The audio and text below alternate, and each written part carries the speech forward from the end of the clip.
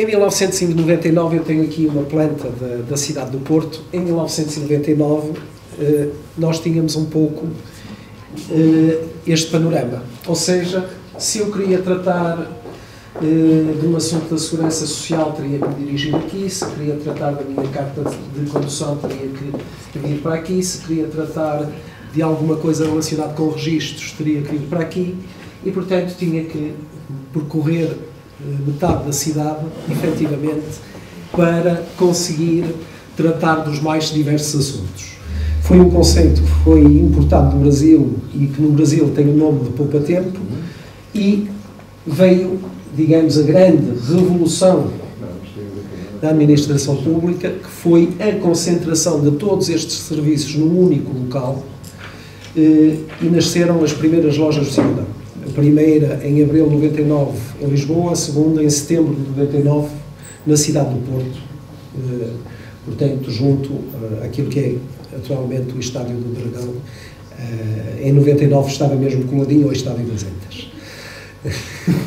Este conceito de integração de serviços levou, como disse, à disseminação de todas estas lojas, as chamadas lojas de primeira geração, em que o atendimento ainda era feito de uma forma setorizada, apesar de concentrado. Cada serviço público presente nas lojas do cidadão tinha o seu próprio espaço e fazia o seu próprio atendimento. Vamos ver que, ao longo do tempo, surgiu um novo conceito, o conceito de balcão único, onde as pessoas podem tratar de diversos assuntos simplificados no mesmo local e com o mesmo atendedor, e, portanto, levou a toda uma evolução do atendimento e também através de diversas plataformas. As primeiras lojas foram abertas em Lisboa, Porto Aveiro, Viseu, Setúbal, Braga, Coimbra e restauradores. Todas estas lojas de primeira geração, Coimbra e restauradores, exatamente, de primeira geração, e começaram a surgir as famosas lojas de segunda geração, integrando precisamente este conceito de ponto único de contacto com o cidadão. Ou seja, um ponto onde o cidadão se pode dirigir e, de facto, se tem que tratar de documentos, de entrega de documentos da ADSE, pedir um registro criminal, renovar a carta de condução, pode fazê-lo no mesmo atendimento, com o mesmo atendedor, sem andar, digamos, a deslocar-se. Antigamente era na cidade, depois era dentro da loja e agora sem andar a deslocar-se dentro da loja nos diversos serviços. E temos depois lojas de dimensão mais pequenas que se encontram disseminadas, como veem, por todo o território nacional atualmente. As pessoas chegam às lojas ou vêm às lojas porque, efetivamente, na dúvida que têm em relação aos assuntos da administração pública, sabem que se não for neste balcão, é no balcão do lado. E, portanto, não vão ter que perder tempo para ir deslocar-se para outro ponto da cidade, eventualmente, porque poderão tratar do assunto no mesmo local. Na grande maioria dos casos, poderão tratar do assunto no mesmo local. Portanto, temos, como disse, disponíveis a maior parte dos serviços públicos e empresas de utilidade pública. Temos também disponíveis, como disse há pouco, locais específicos de atendimento de cada um dos serviços. É evidente que há assuntos, por exemplo, de uma segurança social, que eu não posso tratar num balcão generalista. Se é apenas pedir um cartão europeu de seguro-doença, posso fazê-lo num balcão generalista. Os balcões têm informação e têm capacidade para o fazer. Se é pedir informações ou um extrato da situação contributiva na segurança social, por exemplo, já não poderá ser feito e teremos que recorrer mesmo ao balcão especializado da segurança social presente naquela loja. Temos aqui uma imagem do balcão generalista, do balcão multisserviços, em que, efetivamente, são tratados nesse balcão muitos assuntos, retirando uma carga desnecessária nos balcões especializados. Aqueles assuntos mais simples que eu referi há pouco podem ser tratados aqui. E, por outro lado, também permitem levar a locais onde não existem determinados serviços fisicamente, permitem levar o tratamento desses serviços. Estou a pensar, por exemplo, no caso da revalidação das cartas de condução, que pode ser feito neste balcão multisserviço. O Instituto da Mobilidade e dos Transportes Terrestres não existe disseminado, enfim, em todos os concelhos, não é? No entanto, nas lojas do cidadão e, vamos ver, numa outro tipo de atendimento que surgiu antes das lojas de segunda geração, que eram os postos de atendimento ao cidadão, esses na maior parte dos casos, com a grande colaboração das câmaras municipais, porque eram instalados em instalações da Câmara Municipal, permite levar a praticamente todos os locais esse atendimento específico da carta de condução. Do que é que podemos falar em relação ao futuro? Reparem, nós temos as lojas do cidadão, os postos de atendimento ao cidadão e temos também a desmaterialização do atendimento. Cada vez mais caminhamos para uma desmaterialização desse atendimento. Temos uma loja do cidadão virtual chamada Portal do Cidadão, que permite efetivamente também realizar uma série de serviços através do portal, permitindo ao cidadão realizar uma série de operações através da internet. É evidente que nós não nos podemos esquecer de um aspecto geracional, não é? Nós, apesar de tudo, ainda temos uma grande faixa da população que, ou por, enfim, ou pela sua idade, ou por dificuldades, não têm diretamente acesso à internet.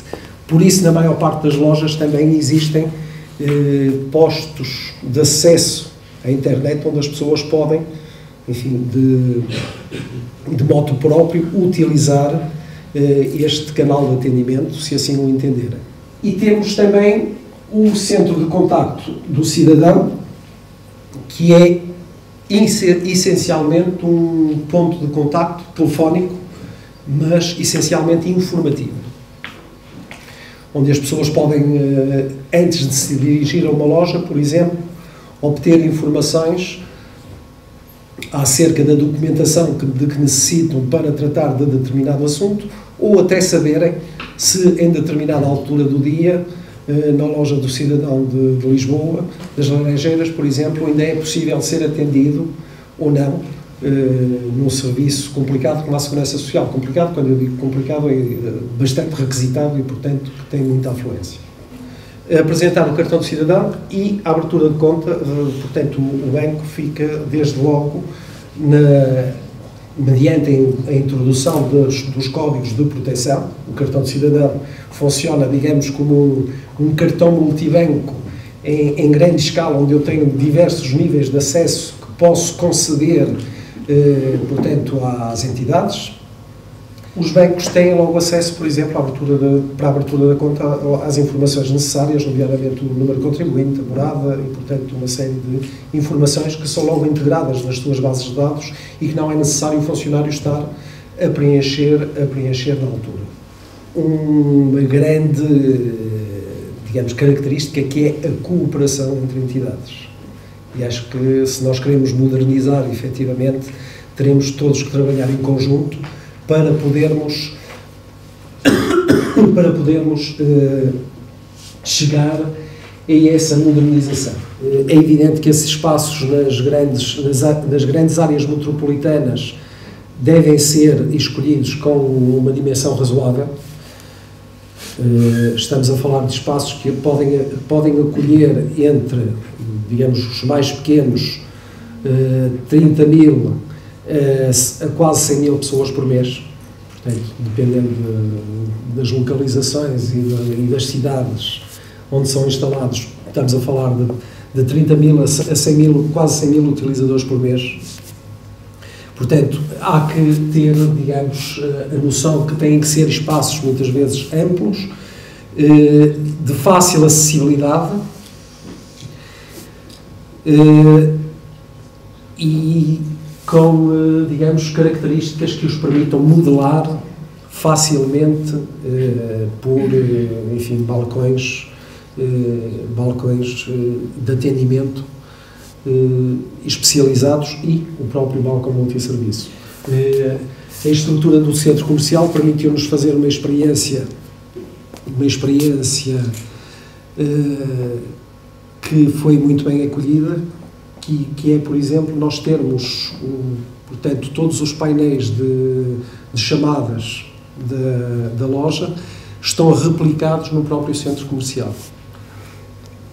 E isso permite que as pessoas tenham um local de espera e, portanto, se tiverem serviços, retiramos a espera de dentro da loja, o que, digamos, nos confere, digamos, uma habitabilidade do espaço muito maior do que se tivéssemos lá as pessoas concentradas no próprio espaço. Por outro lado, as nossas infraestruturas tecnológicas, nós temos aqui vários modelos, desde entidades que têm a sua própria infraestrutura,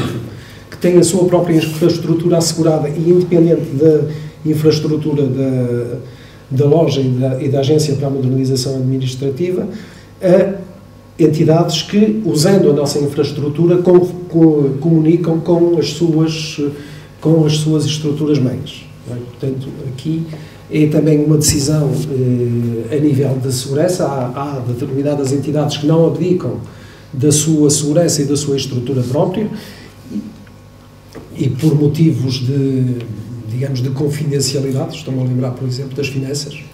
Estruturas de apoio, efetivamente, não nos podemos esquecer delas, elas são muito importantes.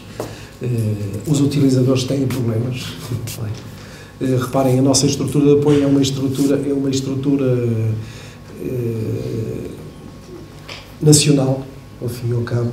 Portanto, isso já é comum na maior parte dos casos, em empresas que estão disseminadas geograficamente, e eu tanto posso ser assistido por um técnico de informática que está localmente na minha loja. Às vezes é necessário que ele lá esteja, porque há problemas que não se resolvem de outra forma, senão indo mesmo lá o técnico, mas também há problemas que remotamente podem ser resolvidos, e eu posso ser assistido perfeitamente por uma pessoa que está na loja de Faro ou que está na loja de Lisboa e resolver um problema que eu tenho no computador na altura. Portanto, este serviço de helpdesk é também algo de importante.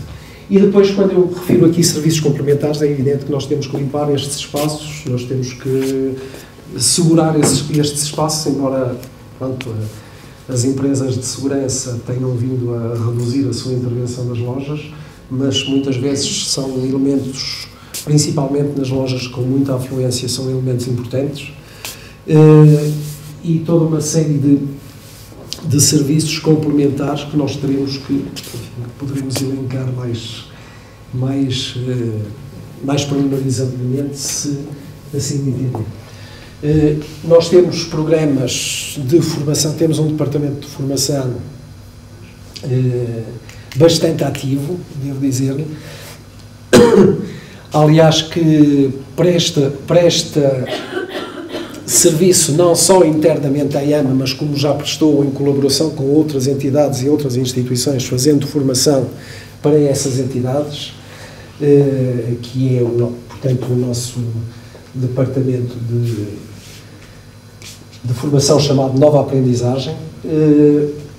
É, de facto, algo fundamental quando nós queremos um bom atendimento público, que é a formação comportamental das pessoas, nas vossas instituições e, portanto, na implementação, eventualmente, destas filosofias de atendimento.